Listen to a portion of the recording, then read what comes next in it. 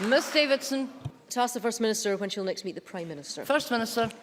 Well, I am expecting to see the Prime Minister next week in the party leaders' debate. I'm very much looking forward to it, unless, of course, he takes cold feet again. Ruth Davidson. I can think in all of the debates, including the Scottish ones, the people that will be taking part are probably looking forward to it more than the audience and the voters, but there we go. We've just heard a rather fraught exchange. Order. Well, I'm looking forward to it.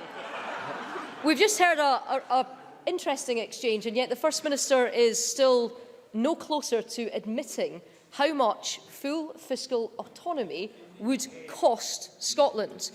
We know how much it would have cost last year because the Scottish Government figures published 2 weeks ago. There would have been a £4 billion black hole. But we're now going into an election with the SNP arguing for fiscal autonomy as their stated aim, without any official price tag having been put on their policy. The First Minister recently set up a Scottish Fiscal Commission of eminent economists advising the Scottish Government. Will she instruct them to look at the numbers and then tell the voters of Scotland before they cast their ballots in May how much fiscal autonomy would cost the country over the next 5 years? First Minister.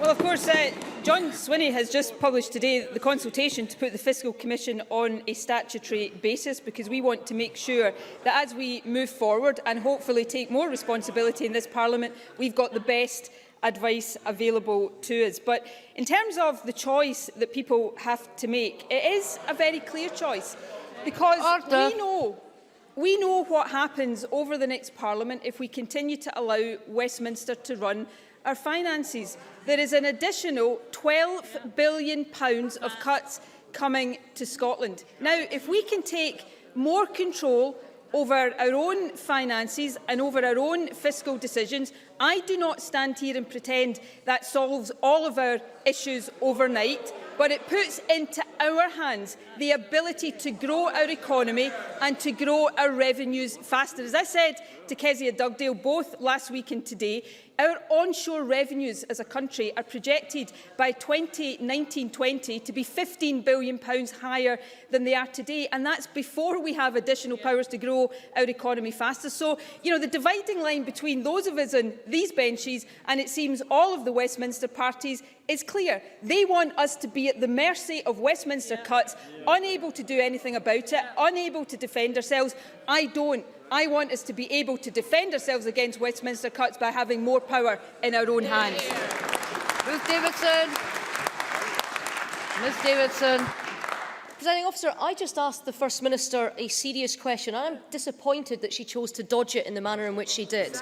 Because this is about how we fund every school, every hospital and every police officer. And the people of Scotland have a right to know, in fiscal autonomy, what it is that they are being asked to vote for.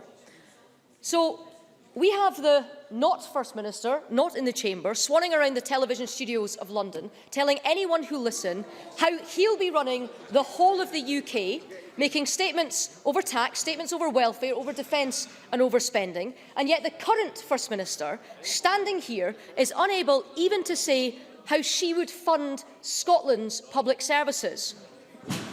When will the SNP branch office rein in its Foreign Office? First Minister. It's clear that my predecessor as First Minister is frightening the life out of the Tories and the Labour Party. Long may it continue. Order. Scotland's fiscal position was set out in the GERS figures that were published a couple of weeks ago. The UK is deeply in deficit and deeply in debt. The difference between Ruth Davidson, Kezia Dugdale and me is this.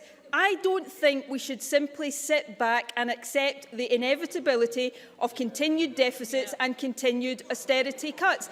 I think we should take control to do something about that. I don't want to see the vulnerable, the public services, the poorest in our society, continue to be affected by the cuts that David Cameron and George Osborne and indeed Ed Miliband and Ed Balls have planned for people in Scotland. I want to take control over more of our own finances in Scotland so that we can do something about that. And in the meantime, I also want to argue for and prevail in this argument for an anti-austerity alternative. And the SNP is the only party standing in this election on that clear platform.